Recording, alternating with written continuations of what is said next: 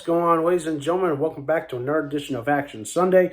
And if you haven't paid attention to my channel update, this will be my last Action Sunday episode for the month of June, because, as you know, the next 2 weeks afterward will be a holiday, and then of course I'll be away on vacation, but I will return in July. But anyway, let's get down to business. This week, my original plan, I was going to review a Steven Seagal movie, but unfortunately due to time constraints and also due to poor timing on my part, which again, I apologize. I really wanted to review like Above the Law or Glimmerman, but I forget which one I had planned, but I couldn't get one in time for this. But I decided to go with another movie, and of course, I wanted to go back to the well of obscure ones that I'd never thought existed, and this one is no different. This one is called Jungleground and stars Rowdy Piper. Yes, and this movie came out in 1995, and I believe this was post his WWE run, in between his run between WWE and WCW. But well, of course,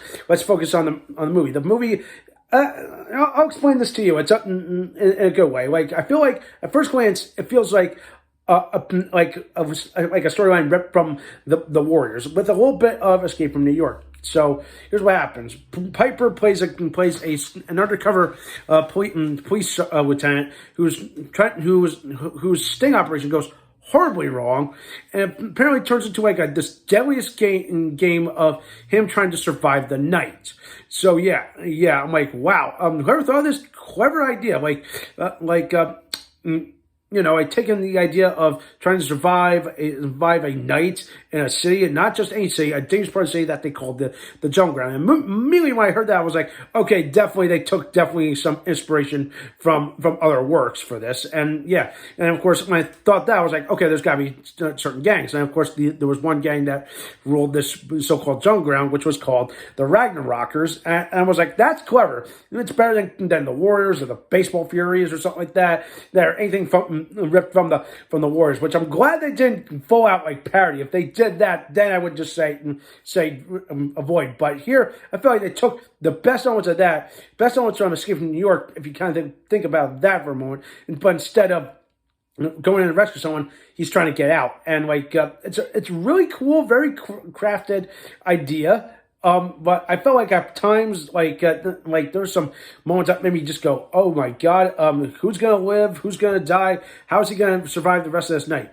And to make things even crazier, the villain, Odin, the leader of this gang says, if you don't survive the night, your loved one will die, because somehow he finds out, his girlfriend, who's some kind of artist, her gallery is actually kind of in their part of town. And he's like, nope. Know what? If if you don't survive till morning, she dies. So I'm like, wow, really intense stuff. And of course, it makes you just go like, that one. If I was in those in the shoes, I'd be like, just get me the fuck out of here. I don't care. No, she doesn't need to be hurt, kind of thing. But yeah, Piper is one of those guys that literally just like, he literally went full ham with this character. You could tell he was like he didn't want, like, oh my God, he was like almost on the verge of, okay, I'm gonna be insane, but at the same time, I'm gonna do my job as a cop, kind of thing. And there's something else going on throughout all this. There's like some kind of deception in the ranks. It's between the character Odin and the character Dragon, whose brother is also in the gang, and of course he has a certain code. It's like he doesn't like what they're doing, and there's like a whole, you have to see it to believe it. Like you can definitely see the tension, but the final act, the final part of the movie, really brings it together, and it kind of feels like, okay, the tables are turned. What are you gonna do, kind of thing. And then there's another thing of Piper's character just wants to propose to his girlfriend, and the thing of it all, because it's teased out at one point at the beginning of the movie when you first see him, he wants to do this, and you're like, when's he gonna do it? And you're like, oh, great. Obviously, you're gonna predict it's gonna happen near the end of the movie. So yes, there's some action movie tropes that you fall into when watching this movie. But then but to me, there are some really incredible good moments. that played to Piper's strengths and some played to his weaknesses. And yeah, not much else I can say.